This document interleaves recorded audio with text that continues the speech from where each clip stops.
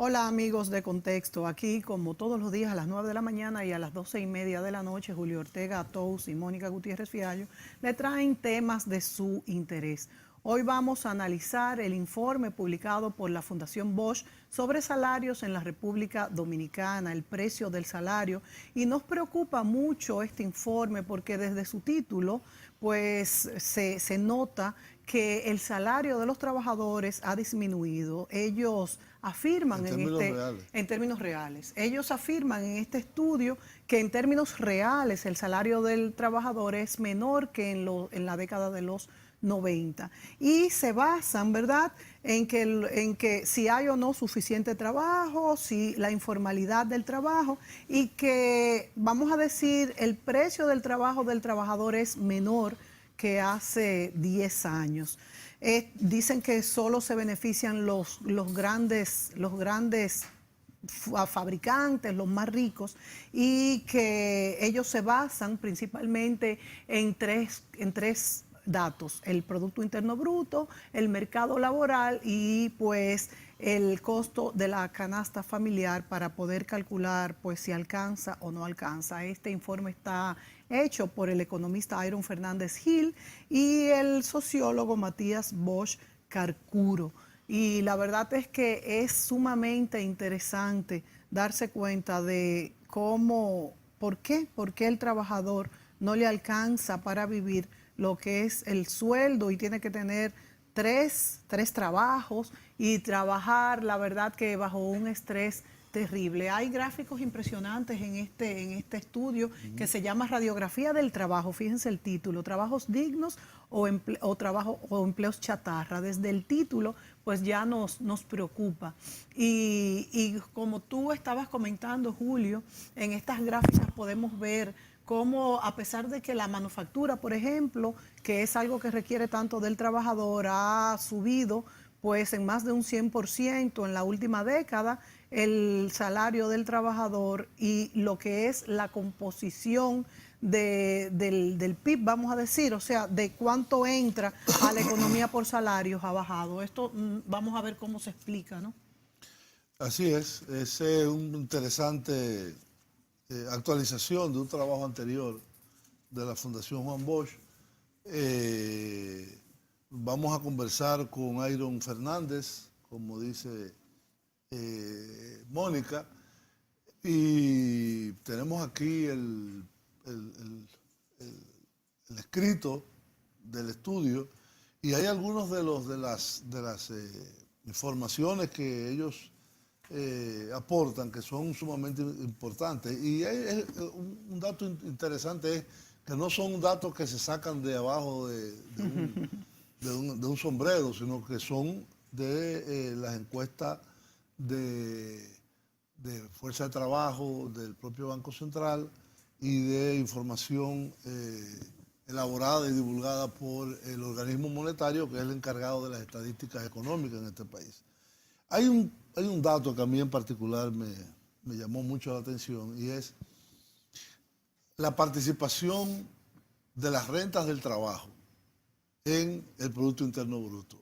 Eso puede parecer un poco medio difícil de entender, pero en resumen es lo siguiente: si usted hace que el Producto Interno Bruto es un pastel, usted divide en las rentas que produce ese pastel en rentas del capital o rentas del trabajo. No hay otra. Es decir, no existe otra.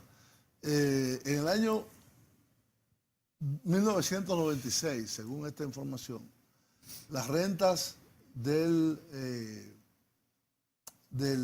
trabajo, la renta del trabajo o la participación del trabajo en el PIB, que es como está en el gráfico número 8 de lo que ellos nos han aportado. Si lo pudieran poner ese gráfico. Exacto. De un 55% bajó al año 2016 a un 30%. O sea, Julio, es bueno que tú expliques. Prácticamente, ahí lo tiene. Sí.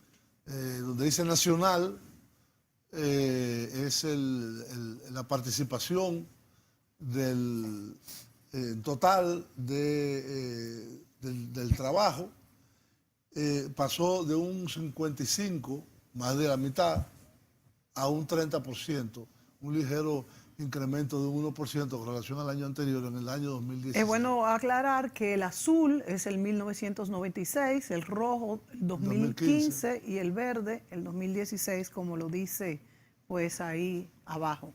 Es impresionante cómo en el sector industrial de 47% pasó a un 18%. Y la primera pregunta, Iron, sería, ¿qué explica esto? ¿Qué explica una caída tan drástica de la participación de los salarios en el PIB? Bueno, ante todo, gracias por la invitación, por permitirnos compartir este estudio, que como ya ustedes han señalado, es una actualización del que publicamos en marzo del año pasado y ahora lo estamos actualizando con datos, con nuevos datos, ¿no? del producto, de la canasta familiar y de los salarios, ¿no? de la encuesta continua de fuerza de trabajo del Banco Central. En un contexto de baja sindicalización de los trabajadores, apenas un 6% de los trabajadores, un 5 o 6% de los trabajadores están sindicalizados.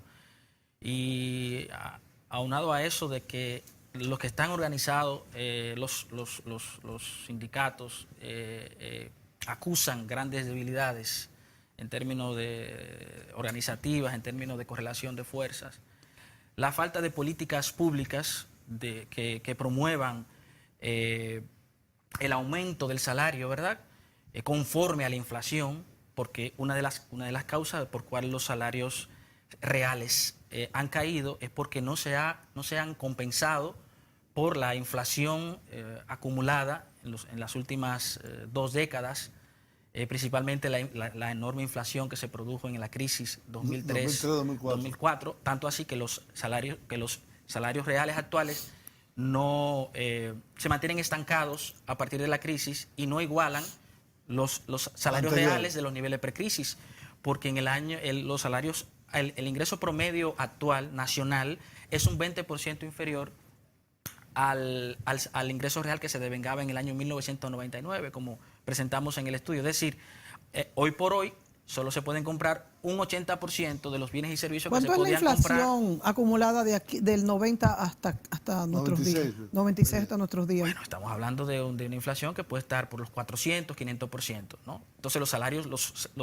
salarios nominales corrientes no se ajustan conforme a esa inflación y por eso vemos cómo el ingreso real en las últimas 2 décadas ha caído.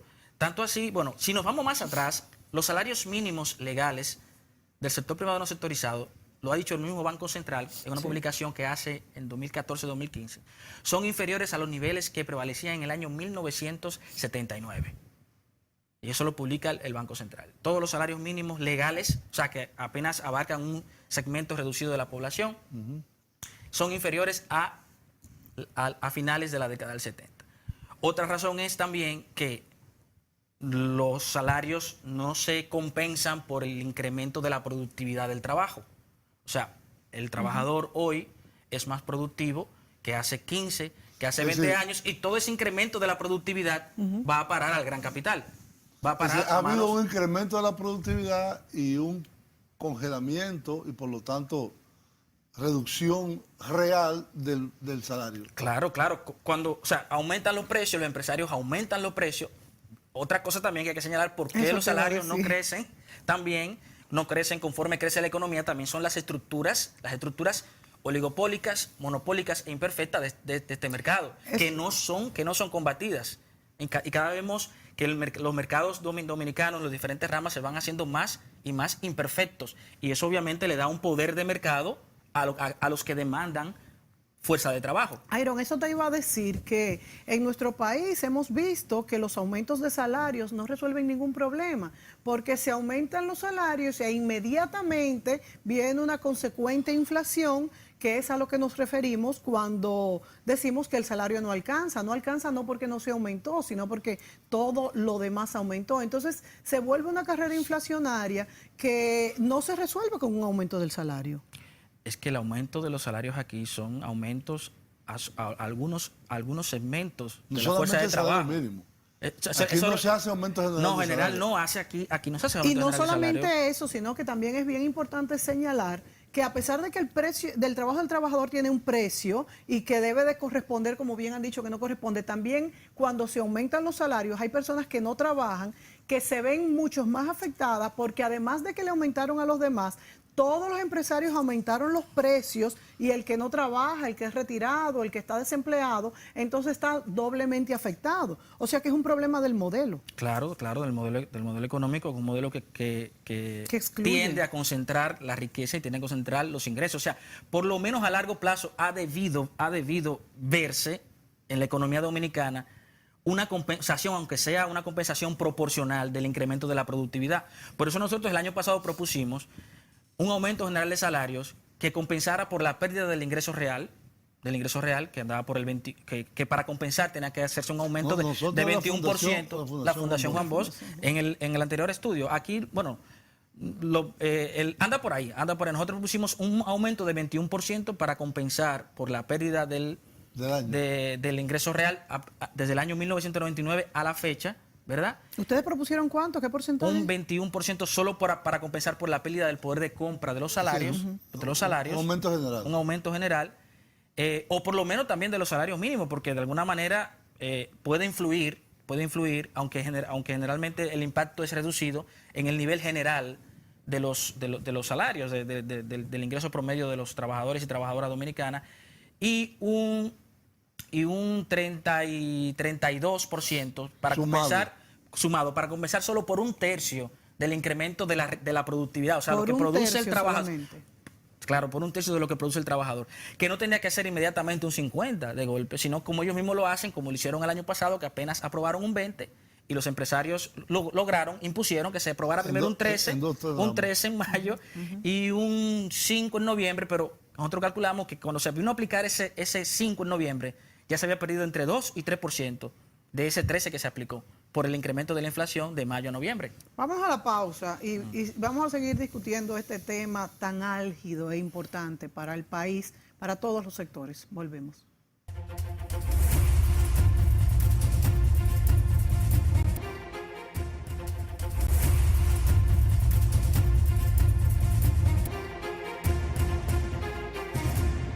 Muy bien, amigos, seguimos conversando con Iron Fernández Gil de la Fundación Juan Bosch sobre una publicación que ellos acaban de poner en manos del público que se llama Radiografía del Trabajo y es una actualización de un estudio que se hizo el año pasado sobre la situación del mercado laboral y sobre todo del salario devengado por los trabajadores asalariados en la República Dominicana. Esa sería la primera pregunta.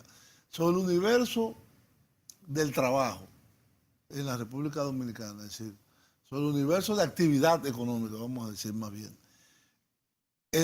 Las personas asalariadas, ¿qué porcentaje son? Las asalariadas.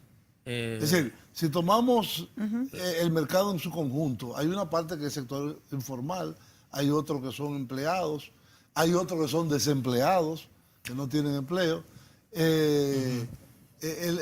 Los asalariados son solamente ese componente que recibe una retribución por su trabajo en la forma de un sueldo, como le llamamos comúnmente. Entonces, esto afecta no a toda la población, porque hay una parte que son el sector informal que no depende de un salario.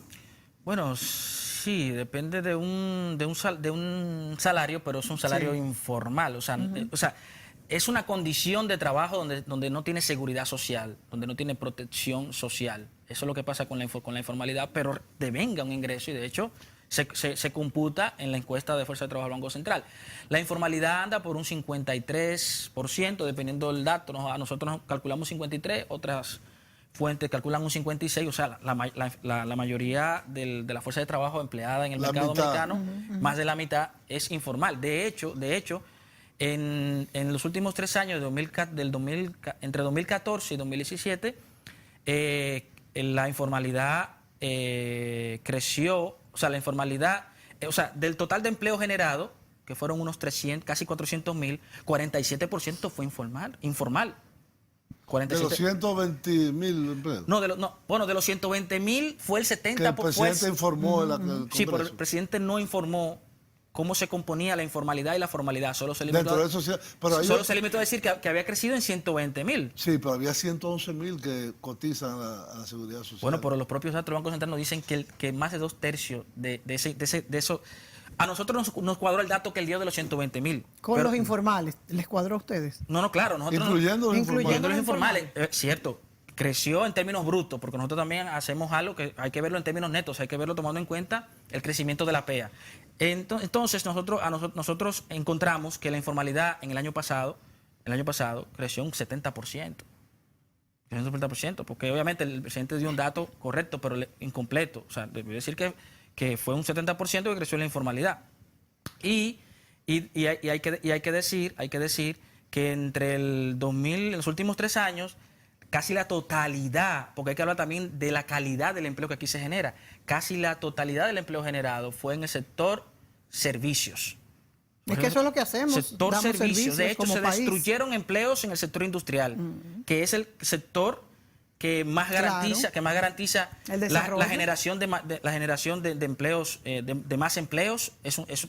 Por naturaleza es una rama que genera mucho empleo, genera empleo mejor remunerado, ¿verdad? Y es una rama que arrastra las demás ramas también. La rama del sector servicio y la rama, o sea, son un eje articulador de esas dos ramas, de la rama servicios y la rama agricultura. Y ahí se han destruido empleos. Entonces estamos hablando de que se están generando empleos de baja calidad. ¿Por qué decimos que son de baja calidad? Bueno, son empleos... ¿Construcción qué cae ahí?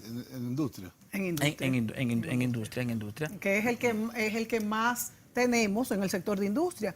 Pero fíjate, Iron, que es muy importante lo que tú estás diciendo. Tenemos el modelo propicia el desarrollo del sector servicios, que es indudablemente a lo que nos hemos dedicado los dominicanos como país pero mayormente. Eso no es solo aquí.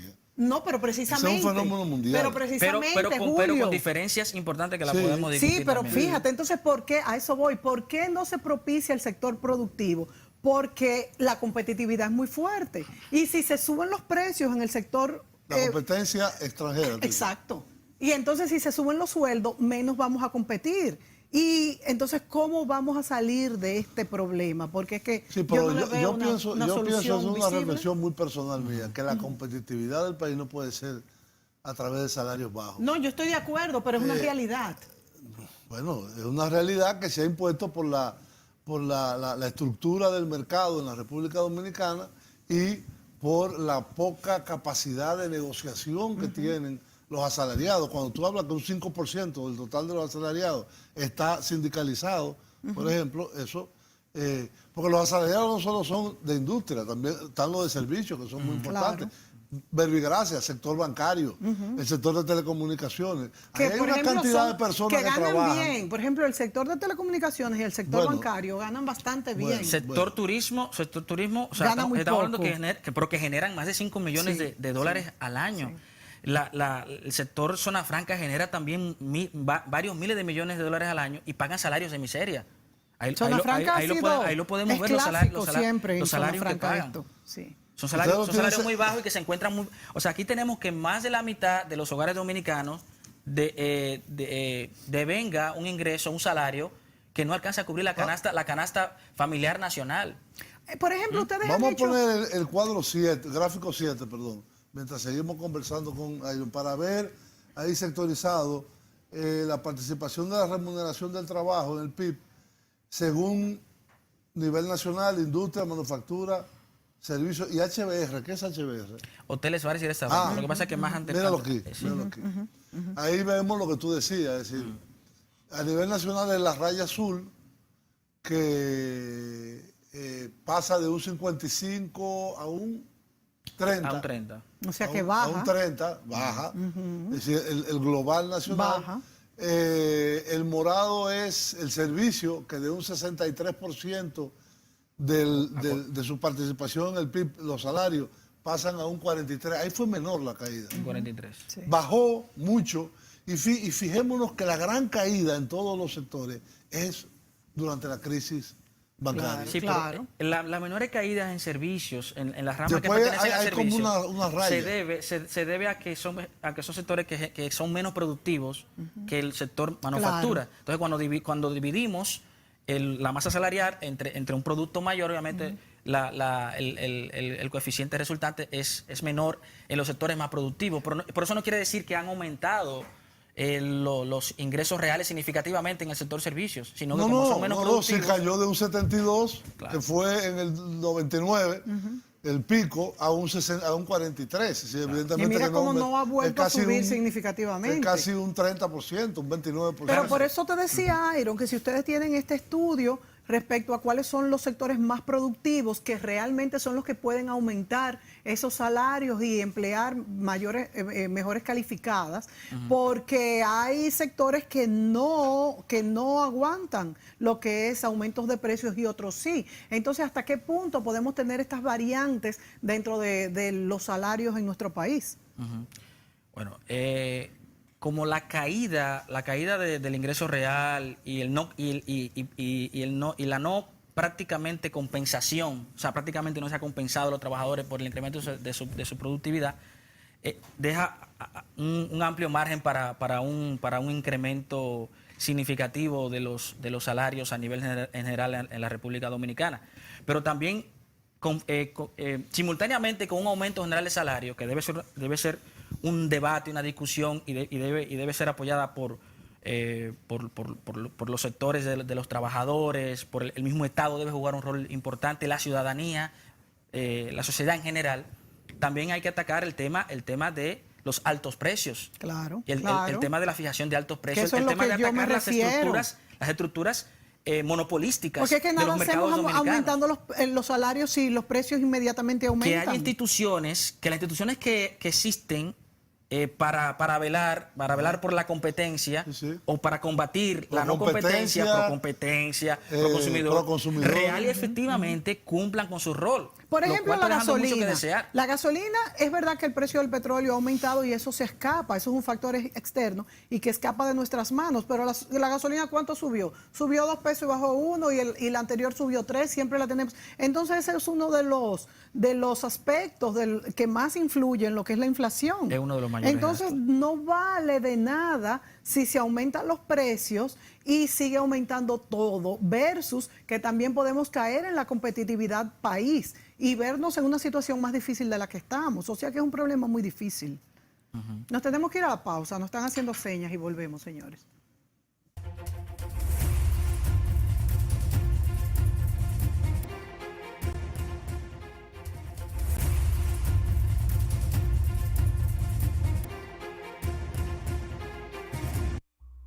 Seguro has escuchado hablar mucho sobre inequidad últimamente, sobre todo el hecho de que el 1% de la población tiene más riqueza que el resto del mundo. El foco principal parece estar en los Estados Unidos, sin embargo, la misma historia se repite alrededor del mundo. Haciendo una investigación de fuentes confiables como las Naciones Unidas, la Fundación Ralphs ha demostrado que mientras la inequidad en Estados Unidos es vergonzosa, para el resto del mundo la situación es aún peor. Empecemos con este gráfico. En la teoría, una distribución perfecta iguala la riqueza entre todas las personas, dividiendo la población en 5 grupos. Ahora, veamos cuánta riqueza tiene cada grupo en la realidad. Impactante, ¿no? 80% de la población mundial casi no posee riqueza. Tienen tan poco que es difícil verlos en el gráfico. En cambio, el 2% más rico tiene más riqueza que la mitad de todos los habitantes del mundo. Veamos el gráfico de otra forma. Imaginemos que toda la población del mundo, los 7.000 millones que somos, los representamos en solo 100 individuos. Aquí están, los más pobres a la izquierda, los más ricos a la derecha. Ahora veamos cómo se distribuye toda la riqueza mundial, cercana a los 223 billones de dólares. la mayoría no recibe prácticamente nada. Nada con que educar a sus hijos, nada con que pagar los medicamentos. Mientras que el 1% más rico, acumula cerca del 43% de nuestra riqueza mundial. El 80% que menos tiene, es decir, 8 de cada 10 personas en el mundo, acumulan solo el 6% de la riqueza del mundo. Pero ni siquiera esto muestra cuán extrema es la situación actual. Los 300 individuos más ricos de la Tierra juntos tienen el mismo patrimonio que los 3.000 millones más pobres. Es decir, la cantidad de personas que entran en un avión comercial mediano tienen más dinero y bienes que todos los habitantes juntos de la India, China, Estados Unidos y Brasil. También podemos ver esa inequidad geográficamente, con una enorme brecha creciente entre unos pocos lugares ricos contra la mayoría del mundo. Atrás, en la historia, las cosas eran más equitativas. Hace 200 años los países ricos eran 3 veces más ricos que todo el resto. Para finales del colonialismo, en los 60, eran 35 veces más ricos y hoy son 80 veces más ricos que todo el resto. Los países ricos tratan de compensar esta injusticia brindando asistencia a los países más pobres, por un monto cercano a los 130.000 millones de dólares cada año. Eso es mucho dinero. Entonces, ¿por qué la desigualdad es cada vez más grande? Una de las razones es que las grandes corporaciones se llevan más de 900.000 millones de dólares de los países pobres cada año, evadiendo impuestos y leyes. Además, cada año los países pobres pagan 600.000 millones de dólares por los intereses de sus deudas a los países ricos, como consecuencia de préstamos usureros. Y finalmente está el dinero que los países pobres pierden por las leyes de comercio internacional, estructuradas e impuestas por los países ricos con el objetivo de acceder a más recursos naturales y mano de obra barata. Economistas de la Universidad de Massachusetts calcularon que esto le cuesta 500.000 millones de dólares a los países pobres cada año. Todo junto, eso es más de 2 billones de dólares que se escapan cada año de las regiones más pobres del mundo hacia los países con más riqueza. Los gobiernos de estos países ricos suelen decir que ayudan al desarrollo de países pobres, pero ¿quién está ayudando a quién acá? Esto nos hace pensar que hay algo mal con las reglas básicas de la economía global.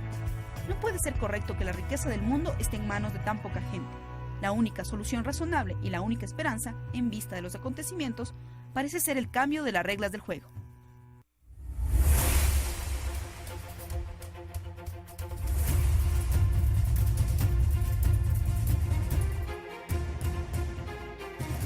Muy bien, ahí veíamos este video sobre la distribución de la riqueza a nivel mundial de una fundación norteamericana que se llama Rules. ¿Cuáles serían, en el caso dominicano, el cambio de las reglas de juego? Como dice el video. Buenísima pregunta. ¿El cambio? Bueno, políticas públicas que apunten a elevar los ingresos reales, los salarios reales de los dominicanos. O sea, que se compense por la inflación acumulada, que se compense por la productividad, que se invierta, que haya ganancia por lo menos. ¿Eh? Claro, que haya una política que apunten a una mejor redistribución de la riqueza. Pero y del entonces ingreso. tendría que hacerse esto por sectores más productivos que otros. Porque no hay sectores que no lo aguantan. ¿Quién dijo? Ese es el cuento de siempre. Claro. Y mira lo que hemos terminado, que los salarios reales se han caído casi a la mitad. Es decir, el problema... ¿Y por qué tantos negocios quiebran entonces? Y otros prosperan. Exacto. Esa es la regla del capital, del mercado. Existe el riesgo, ¿no? El riesgo de la... Porque también hay negocios que a lo mejor se instalan sin planificarse, sin hacer un estudio de mercado, sin ver si la empresa va a ser rentable en el mediano y largo plazo. Ya eso es un riesgo que pueden asumir. Yo no quiero decir nombre, pero las constantes del mercado, por lo menos después de la muerte de Trujillo, en la República Dominicana siguen siendo las mismas. A eso mismo era que me quería referir. Siguen siendo iguales. Entonces vamos al meollo del asunto, que no es ni siquiera subir los salarios, es cambiar las reglas del juego de un sistema monopólico. ¿Por qué? Porque no hay forma de competir con sectores que están instalados. Pero eso solo lo puede hacer el Estado. Ahora bien, ¿quiénes demandan bienes y servicios? Son las familias, son los trabajadores. Las personas. Si tienen salarios cada vez más bajos, demandarán ¿cómo menos. se va a garantizar la demanda de las empresas, de los negocios? O sea, es un círculo vicioso. Y por eso vemos cómo se ha ido desacelerando el Producto Interno Bruto.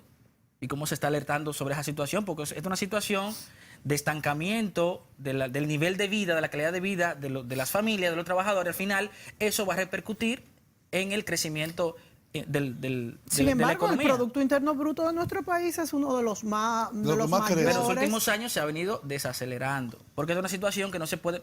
Si Sobre cada todo vez vamos El concentrando... año pasado. El El año año pasado pasado disminuyó un particularmente. poco, pero se supone que fue por... Pero vamos a ver también con qué características, vamos a ver cómo crecen los niveles de deuda, cómo han crecido los Claro, niveles de deuda. claro, que es muy importante. Los déficits fiscales Claro. y todo eso. Pero también otra forma de combatir estas inequidades es con políticas públicas del Estado en inversión social. Claro. En inversión social, en mejorar la calidad de la educación, en mejorar la calidad de los servicios de salud. Aquí nosotros publicamos un estudio sobre el modelo de financiamiento en la salud.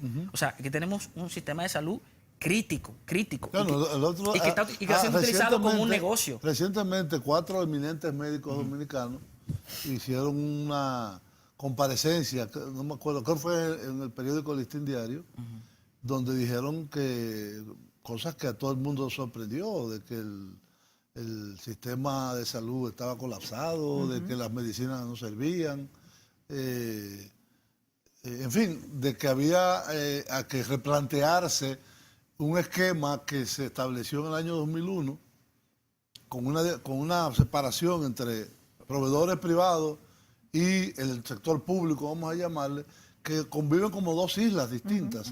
Ahora el Estado está interviniendo más en este sistema privatizado de servicios de salud a través de la ARS Senasa, que es la más grande de todas. Entonces había uno de los... Y que mayores privilegios da. Por ejemplo, en casos de enfermedades catastróficas, Senasa cubre $1 millón de pesos, mientras que las aseguradoras privadas, que son carísimas, cubren 500,000 pesos en los planes normales, no los Prestige. Bueno, una de las proposiciones que hizo uno de esos eminentes medios que estaba ahí era que la obligatoriedad del servicio de seguridad social se concentrara en la parte de salud en una sola ARS, que sería Senasa. Sí.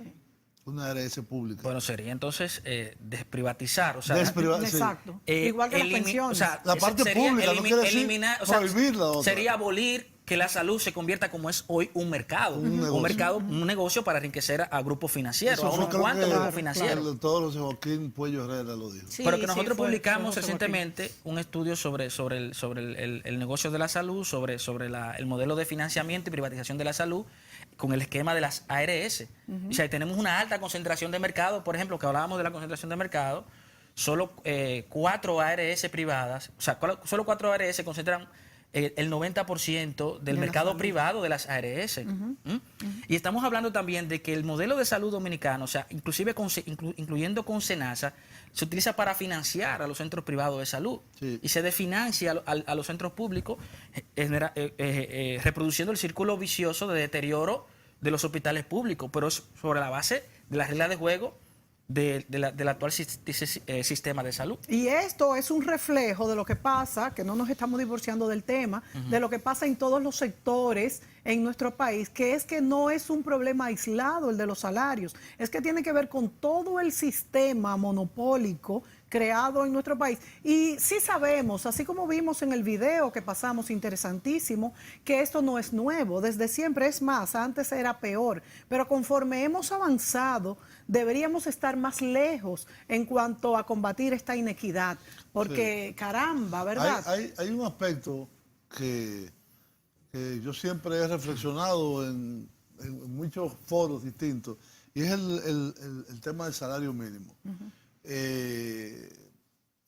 Tenemos que ir a una pausa, pero cuando vengamos yo quiero ir un poco, concentrarme en esto del salario mínimo y cómo hacerlo más apegado a la realidad y sobre todo que haya un salario Que mínimo. alcance, ¿tú quieres que alcance? Que También. alcance, sí. Uno de 22 que hay, por lo menos. Exacto. A ver. Bueno, Volvemos.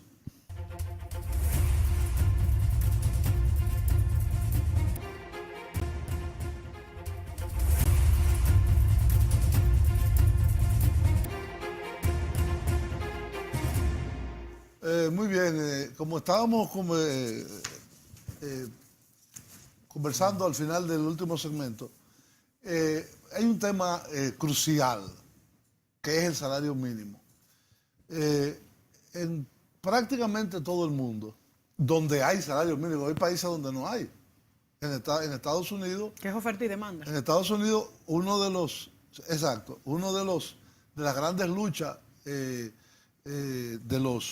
los demócratas ha sido, o de los sindicatos más bien, llevar el salario mínimo creo que a $15 la hora, que ahora está en 5 o en 7, una cosa así. En Gran Bretaña no hay salario mínimo.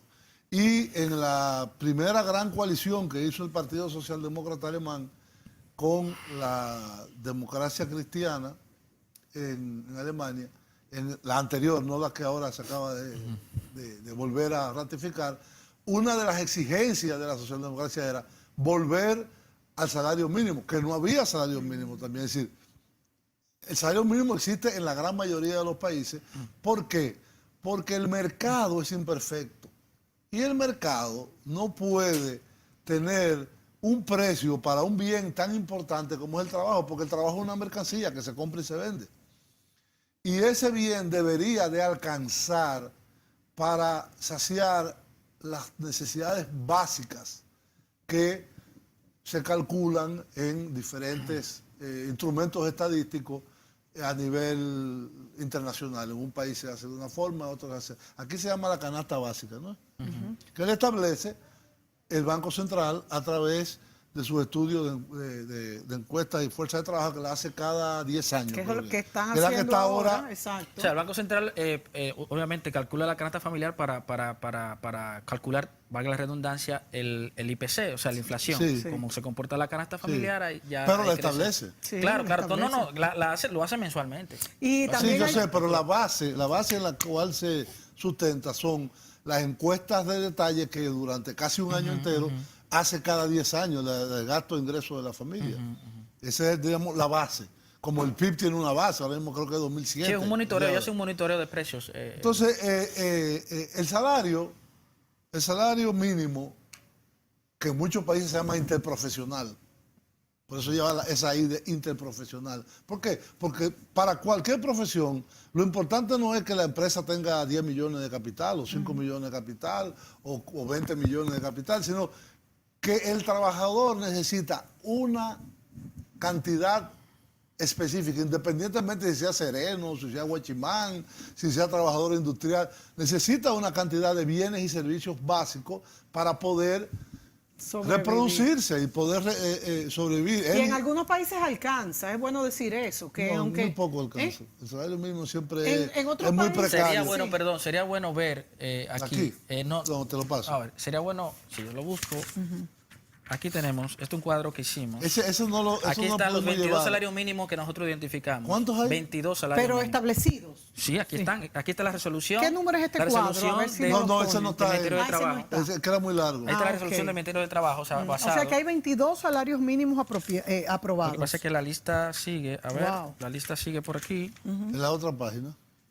Bueno, Las notas. es bueno especificar que esto se hace, a pesar de que se ha manifestado en este panel que no se está de acuerdo, se hace dependiendo de la productividad o Sí, de, pero a mí de me cada- sorprende. de Yo cada pensaba sector. que eran 7. Yo Ahora tú pensaba me dices que eran son 8. 22. Están Yo pensaba basados que eran en, mucho. en sendas resoluciones del Ministerio del Trabajo. Mira, aquí todos este esos que salarios. ingreso mensual promedio del sector formal según rama de actividad. Aquí está este. Sí. Ahí está el promedio, pero nosotros también lo calculamos la Ahí mediana. hay un dato interesante y es, por ejemplo, en la agricultura hay un ingreso por el trabajo mensual de 12.075, ¿qué dice? Sí, 12.000. En el sector turismo, hoteles, bares y restaurantes, 12.897. Sí. Y se compara con la canasta básica establecida en enero del 2018 en 30.069,51 por el Banco Central. Sí, ok. Es decir, ahí vemos que Sí. prácticamente todos los sectores Están por debajo. están por debajo, con excepción de las minas. Que Y por- mira incluso que trabajando dos, o sea, vamos a decir que la pareja trabaja en los dos, aún así no alcanza Julio y No, Iron. no, Pero Fíjense. por eso nosotros pusimos otro gráfico con la mediana, porque para nosotros este dato no es realista, porque por la gran desigualdad que hay en la distribución del ingreso, y lo que tomamos es la mediana, que neutraliza los efectos extremos de los salarios. O sea, cuando, no sé si pueden poner ¿Cuál es el otro gráfico? El cuadro número donde qué? tomamos en vez del promedio, El 6. tomamos la mediana. ¿Cuál es Este. Es este, Iron. El cuadro es 6. el siguiente, donde tomamos la mediana del ingreso. A ver, tiene que ser el que le sigue. Mira, aquí está el 6. No, ese no es. Bueno, para que sepan, son No, los es la empleos cantidad de formales. Es el cuadro 2. El cuadro 2, dos, por favor. cuadro dos. A Indiana. Cuadro 2. El cuadro 2. Mediana del ingreso mensual Exacto. promedio. Y ahí lo comparamos con la canasta básica que el Banco Central atribuye al 20% de la población con menores ingresos. Ah, bueno, ok. Aquí y O sea, dice, nos da una mediana nacional de 12.000, poco más de 12.500 pesos. ¿Verdad? Que son 12.669, todas las ramas. La diferencia de la mediana del ingreso mensual de la canasta básica es 17.400 pesos. Es decir, realmente una situación sumamente preocupante. Entonces, el tema es cómo se puede avanzar exactamente. a establecer políticas públicas que, diríamos, Remedien. no es que tenemos que hacer un régimen socialista, sino un régimen dentro de una economía de mercado Claro. que enfrente ese tema. Lo primero que yo entiendo, no sé cuál es la opinión de ustedes, es que unifiquemos el salario, por lo menos un salario mínimo de las ciudades y otro del campo. Pero ¿por qué se ponen 22 salarios mínimos? ¿Por No, qué y ustedes creen que además, se ponen ¿por que qué? los empresarios han ¿Por qué? logrado que se aprueben? Porque eso le da un margen de maniobra para fijar salarios que le convengan a sus intereses. Fijar salarios, o sea, estamos hablando de que se está discriminando a la población. O sea, que hay población que puede comer menos, La canasta básica, que puede comer hay, menos. hay 22 canastas básicas. No, hay No, 5. por Hay eso. 5. Hay 5, o sea, hay 5 canastas básicas, pero hay 22 salarios mínimos. Entonces, ¿ahí qué debería que hacer? Una ley. Claro, una ley, pero se requiere voluntad política, Por eso digo. de la clase política Pero esa dominicana. sería, digamos, la primera identificación. Hay que hacer una ley que modifique la forma del salario mínimo y la indexación que tiene. Y podrían haber salarios mínimos, qué sé yo, 3 o 2 en función del capital, de las existencias de la empresa. Eso sí es negociable. Pero la eso es canasta discutible. básica es una, nada más, 30.000 pesos.